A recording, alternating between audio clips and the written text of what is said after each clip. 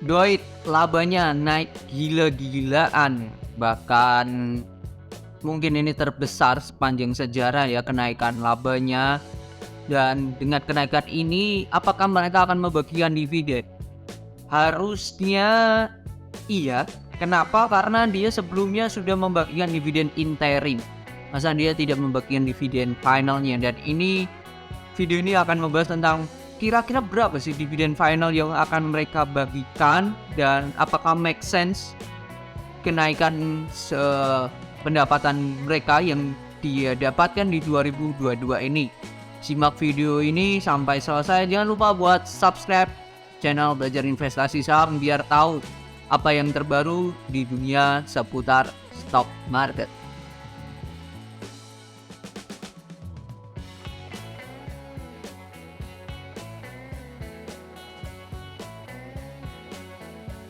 Oke, jadi si Doit ini Januari 2000 tanggal 24 mereka melaporkan akan melakukan buyback. Satu itu.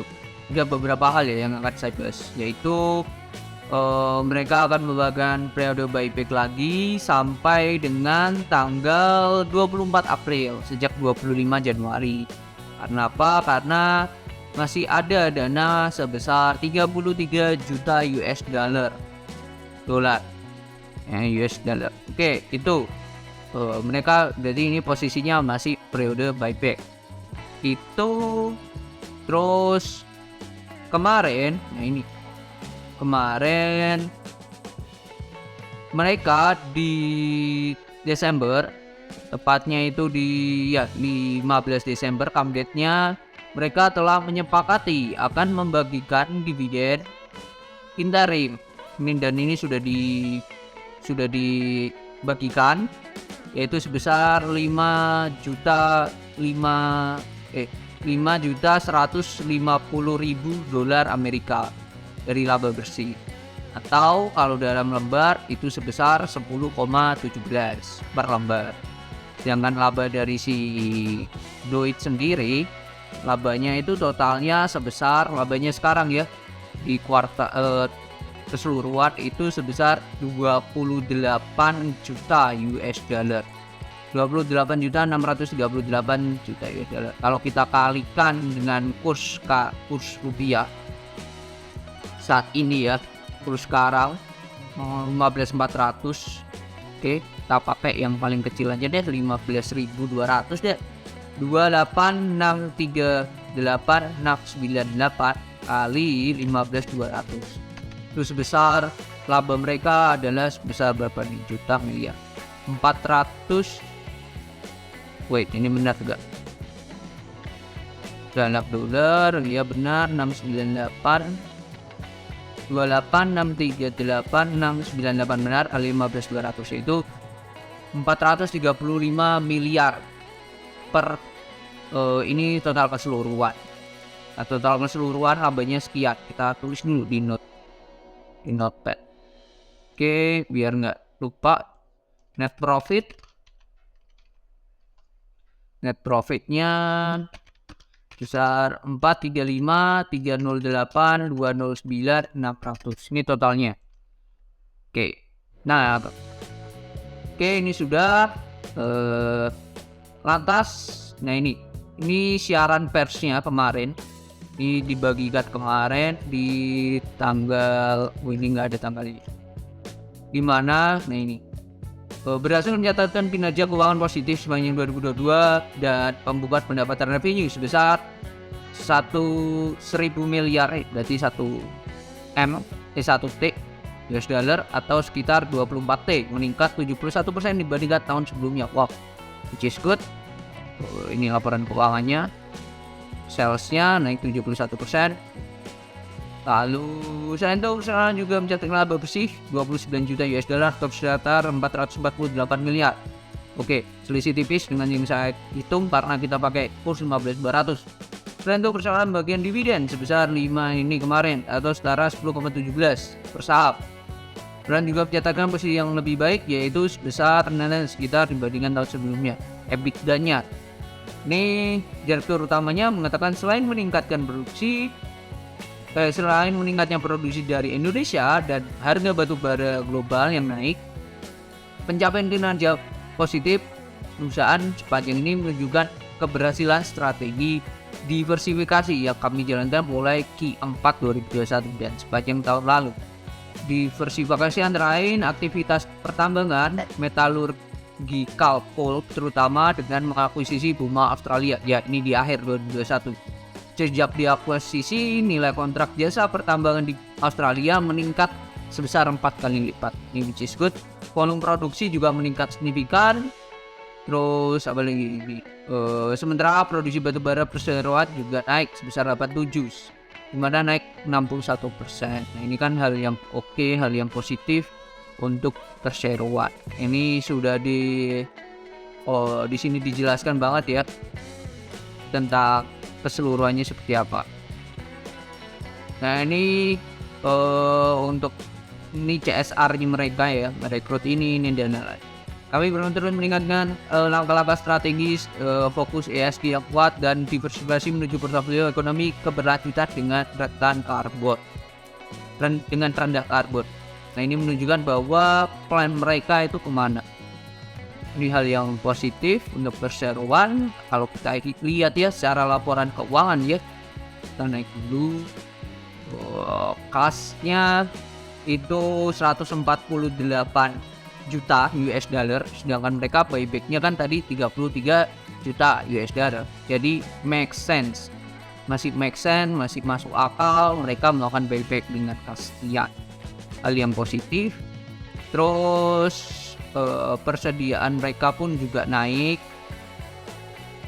Lalu liabilitasnya mereka, nah ini gede banget, 1M 1,3 keseluruhan. Kalau jangka pendeknya 400 ya, 400 yang paling banyak itu pinjaman bank ini tidak terlalu banyak sih, masih kecil, so far masih kecil sih, masih bisa ditoleransi lah. Pinjaman bank ini yang jangka panjang ini agak besar, 300 juta US dollar. Nah kalau di total memang liabilitasnya agak riskan ya untuk perseroan ini. Oke. Jadi nanti kita akan simpulkan. Nah ini pendapatannya di note 24 kita cek ya secara detail. Pendapatan di note 24. Oke. Terlalu banyak. Nah ini pendapatannya perseroan dibagikan ya. Dimana ini ada persentasenya ya. Ini pendapatan terbesar di atas 10%, yaitu ada Brokol 30% sendiri, lalu Indonesia Pratama 17%, Adaro Indonesia 15%, dan BM Alliance Coal Operation Pty Ltd ini 10%. Jadi 72%. Ada beberapa customer baru yaitu BM Alliance yang sebelumnya nggak ada di tahun lalu, sekarang ada, dan selain itu masih sama sih. Ini 4 customer yang luar biasa sih. Lihat catatan 33 untuk informasi segmen. Oke, kita cek di notes 33 informasi segmennya. Nah ini segmen usahanya, pendapatannya ini secara konsolidasi memang revenue-nya sekian. Ini ada penambahan batubara dan jasa dan juga investasi. Nah ini hal yang positif untuk perseroan, investasi mulai ada karena di sebelumnya tidak mendapatkan pendapatan investasi. Nah itu yang bisa digarisbawahi dan menunjukkan bahwa meskipun nominalnya masih kecil, masih 4 juta dolar, bandingkan ini penambangan batubaranya gede banget. Ini perusahaan lebih oke sih, lebih make sense, lebih aware dengan ada, meskipun ini jadi penyesuaian dan eliminasi juga. Oke, mungkin itulah ya. Jadi kenaikannya make sense dan juga, nah yang jadi catatan adalah harga coal-nya ini untuk coal dunia yang menurut saya sudah berada di titik peak di 2023, akan berada di titik peak di 2023 ini, dan benar akan drop nantinya karena tidak ada harga yang selalu naik terus dan selalu turun terus, pasti ada siklusnya. Nah, dan ini siklus dari batubara udah naik sejak akhir 2020 lah sampai sekarang. Jadi ini mungkin berada di titik-titik peaknya dia. Nah, hal yang perlu kita sadari adalah perseorangan ini mulai cerdas ya, dimana dia sudah tahu titik peaknya di mana dan kemungkinan akan adanya taking profit. Mereka menjaga dengan cara apa? Buyback mereka 33 juta US dollar, itu nominal yang cukup besar juga, 40% ya kalau kita bandingkan. Nggak ada 40% nih, berapa persen nih kalau kita bandingkan dengan kasnya 148 ya, 33 bagi 148, 20%. Jadi lumayan besar juga dari alokasi dana mereka. Jadi itu strategi yang patut kita apresiasi ya untuk berseroan untuk menjaga harga. Nah, lantas berapa dividen yang nantinya di final akan dibagikan?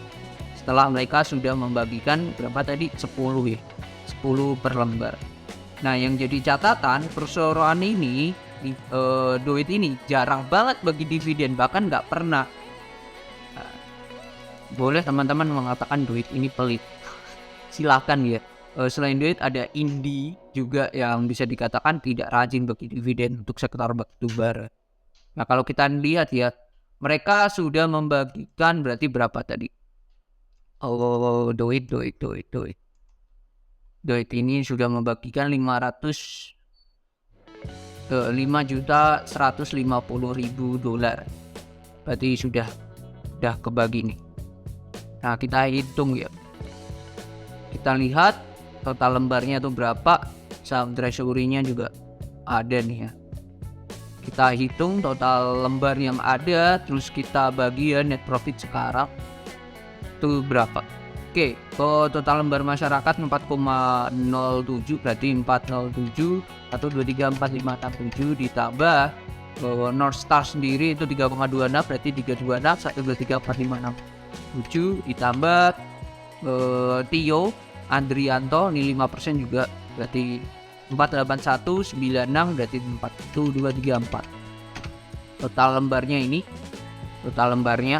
lembar yang ada yaitu sebesar 7811960 03 kali. Ini lembarnya.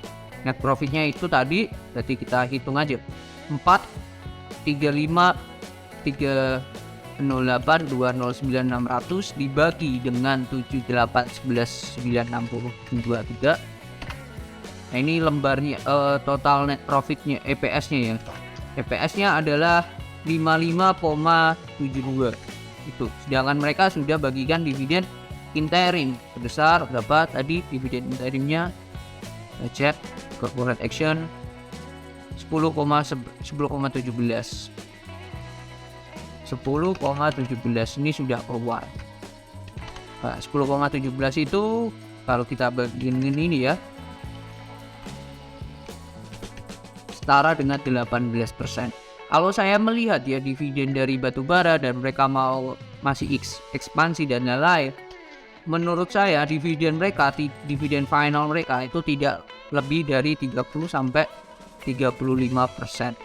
Menurut saya ya, dividen payout rasionya ya, DPR-nya ya. Nah, kalau hal ini terjadi, jadi dividennya totalnya itu, dividen total itu kemungkinan akan berada di range berapa nih?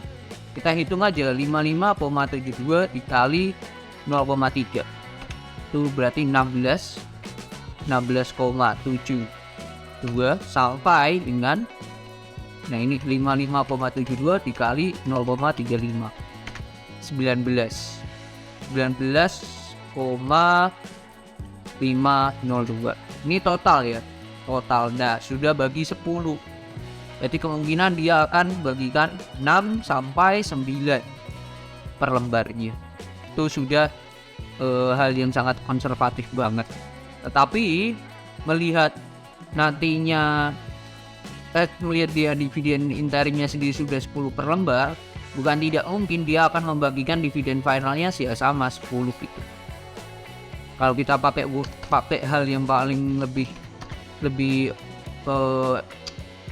yakin ya, lebih percaya diri lah, dividen payout ratio-nya 50%, berarti total dia akan bagikan dividen 5,572 kali 0,5 kan bagian 27, sudah bagi 10 bagi, jadi kemungkinan dia akan bagi lagi sebesar 17,86 di RUPS. Ini kalau dividen payout rasionya 50%. Nah, Saya melihat seperti ini, kondisi-kondisi yang terjadi, ini agak tricky. Kenapa agak tricky? Karena mereka secara historikal itu tidak pernah bagi dividen, jarang banget. Jadi agak susah melihat dividen yang mereka akan bagikan itu berapa.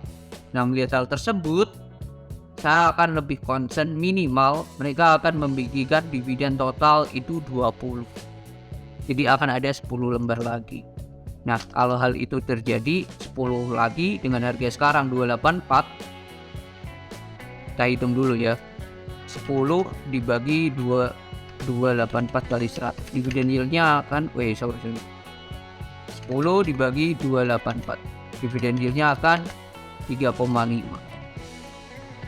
Ya, 10 dibagi 284 kali 100 akan 3,5%. Jadi agak make sense sih. Jadi itu, dan ya saya akan mengatakan minimal ya perusahaan akan bagian dividen 6 per lembar sih. Jadi itu sih 6 per lembar itu hal yang paling konservatif banget sih. Dan saya rasa harusnya lebih tinggi dari ini sih. Jadi itu. Dengan perhitungan yang sangatlah konservatif hanya 30-35% dividen payout ratio yang mereka bagikan, saya menilai pun masih tidak menarik sih si Doit ini. Saya akan lebih menariknya lagi di saat nanti buybacknya mereka kelar.